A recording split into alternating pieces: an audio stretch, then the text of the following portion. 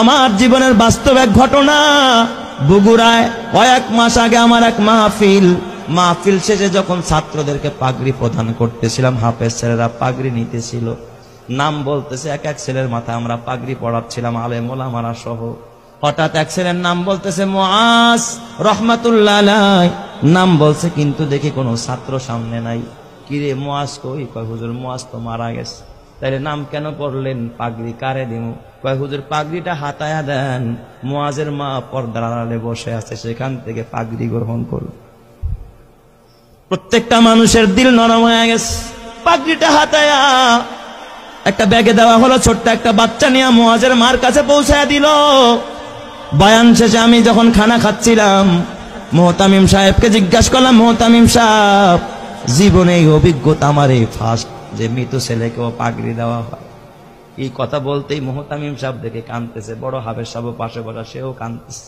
আমি কই কাঁদেন কেন? কয় ওস্তাদ, এই মুআজ হলো আমার মাদ্রাসার 1 নম্বরের ছাত্র, আমাদের সম্পদ ছিল। আমার ছেলের জন্য আমার এত মায়া লাগে না যতটা মায়া আমার এই মুআজের জন্য।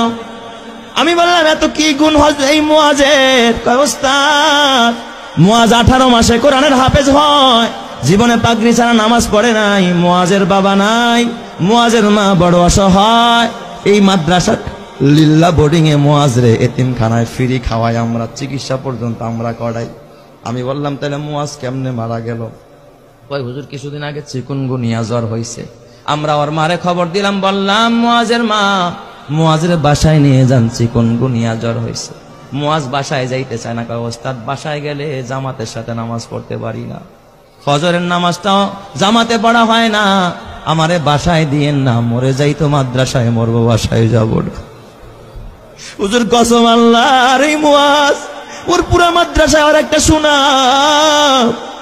মুআজ বাসায় যায় না, মৃত্যুর আগের দিন জোহরের নামাজটা মসজিদে গিয়া পড়েছে, আসর থেকে নিয়ে তার অবনতি, রাত্রিবেলায় এশারের নামাজের পরে আমরা পার্শ্ববর্তী ক্লিনিকে নিয়ে গেলাম। সেখানে বাবা এই অক্সিজেন লাগায় রাখছে, প্রায় গভীর রাত্রে মুআজ ওই রাতে ইন্তেকাল করেছে। হুজুর মুআজ ইন্তেকাল করেছে, আমরা স্তব্ধ হয়ে গেছি। মুআজের দাফনটা আমাদের মাদ্রাসার গেটের পাশে মাদ্রাসার কবরস্থানে আমরা করেছি।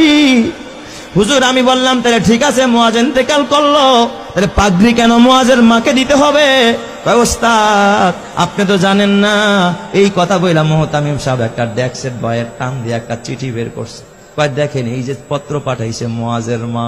আমি চিঠিটা খুইলা দেখি মুআজের মা লিখছে সংক্ষেপে, ওস্তাদ হাফেজ সাহেব